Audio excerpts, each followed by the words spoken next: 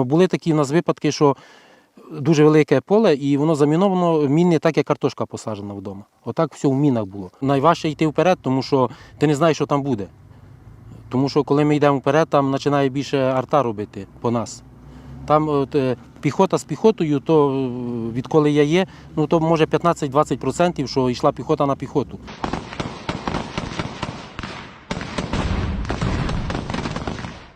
Були такі посадки, вона 6 метрів ширини і на 95% вона просто спаляна та посадка. Там якщо зеленка йде, то це тільки назва, що то зеленка. Все, нема де сховатися, ти мусиш зариватися. Але в них ресурс великий. Вони ж йдуть на убой, ми ж не йдемо на убой. З Україну треба жити, а не вмирати. З Україну треба жити і вибивати їх. Не важко йти, що ти там думаєш, що станеться, то вже потім, коли ти вертаєшся, ти вже розумієш, що мало статися, що сталося і що якби було, якби щось зробили не так. Проходь по окопу, як прийняв. Буйвол, там все стрільбою вже в окопі. Має бути БК для того, щоб ти щось зробив, бо були такі випадки, що ти йдеш, півдороги пройшов, а тебе 50% БК. А то вже тобі треба відходити, тому що коли 50% ти вже не можеш починати штурми робити. Гранатів до 10-15 штук може бути, патронів біля 800-500 штук, далі пончо йде від дождя, бутилка води, там якийсь сухпайок йде.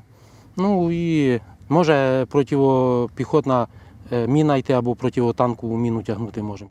Лопати, щоб заритися в будь-який час, бо не все є підвали, не все є якісь хати. І буває чисте поле, посадка, а посадка, тільки назва, що то посадка, вона спаляна.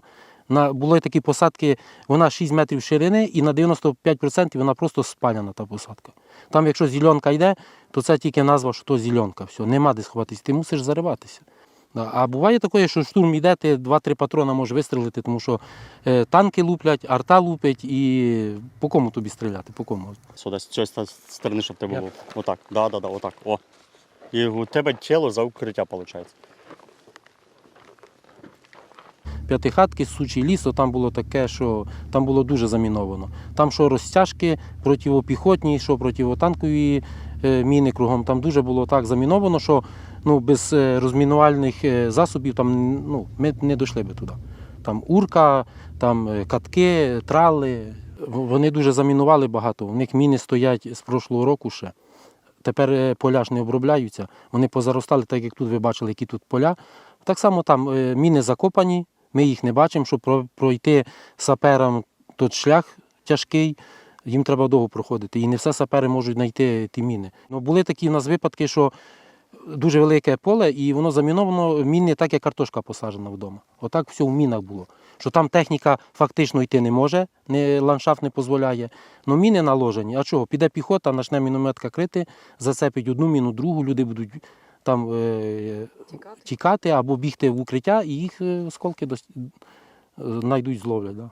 Було таке, що нас беха розулася, подорвалася, ми пересіли на танки, на танкові їхали, а їхати вперед треба. Вже колона видвинулася і треба людям допомога, і ми пересідали на танк, їхали на танкові.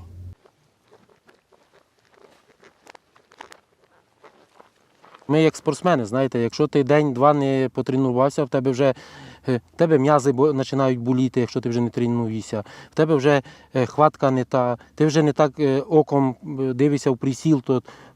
Людина, знаєте, ото як і старі люди, поки людина ходить, вона себе тягне.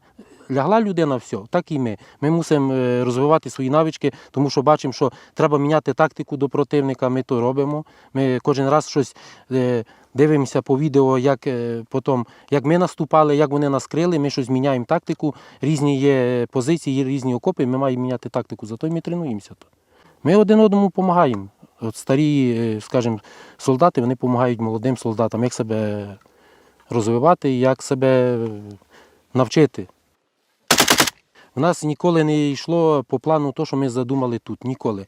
Деколи план міняють нам обстріли, чи там не в ту годину виїхали по якійсь причині, бо міномети криють противника, або там арта нас криє, або там люди не встигли зайняти позицію. Це ж не може бути, що ти позицію, там тебе 30 хвилин, і ти зайняв позицію, і все хорошо.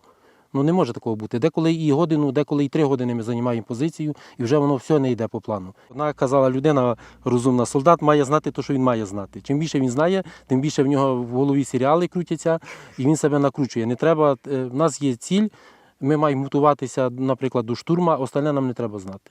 Ми будемо знати потім, коли ми вже все то зайняли. Все, правильно ми то робили чи неправильно, ми потім будемо знати. І так само новини. Що там розказують, ми будемо знати вже потім. Я не беруся аналіз робити, бо то дуже. Ой, ми бачимо, як ми йдемо, як нам тяжко йти, і нам тяжко йти. Ми йдемо, але дуже тяжко ми йдемо. Не то, що в нас люди не хочуть, то, що в них ресурс великий. У нас немає такого ресурсу. Наступна двойка.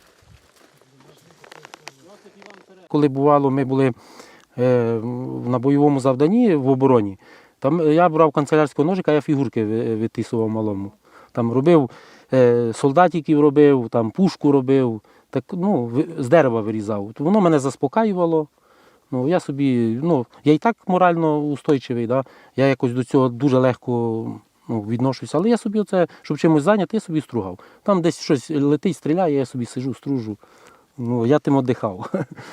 У нас було, що я на позиції навіть квіти на бліндажі садив. Якби не вона, я з вами про квіти дуже довго говорив, бо це моя така улюблена тема. Да. Квіти і все, квіти. То моє, хвороба моя.